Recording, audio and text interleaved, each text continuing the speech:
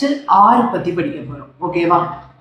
R வந்து நம்மளுக்கு என்ன இருக்கு? ரெண்டு இருக்கு. என்ன இருக்கு? ஒன்னு அப்வர்ட், இன்னொன்னு டவுன்வர்ட். கீழ இருந்து மேல போறது, இன்னொன்னு மேல இருந்து கீழே வர்றது படிச்சிருக்கோம். ஃபர்ஸ்ட் ரூல் வந்து என்னது அப்படின்னு பாத்தீங்கன்னா, ஸ்டார்டிங்கே வவ்வல் வந்து ஆர் வந்தா டவுன்வர்ட் யூஸ் பண்ணணும். அதாவது நீங்க இப்படி படிச்சுக்கலாம். சரியா?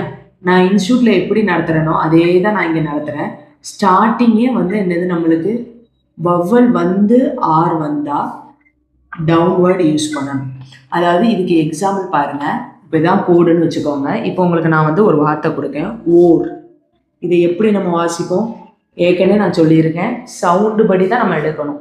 சரியா? இதை எப்படி வாசிப்போம்? ஓர். ஸ்டார்டிங்கே நம்மளுக்கு என்ன வந்திருக்கு? ஓ ஓ இர், ஓர்.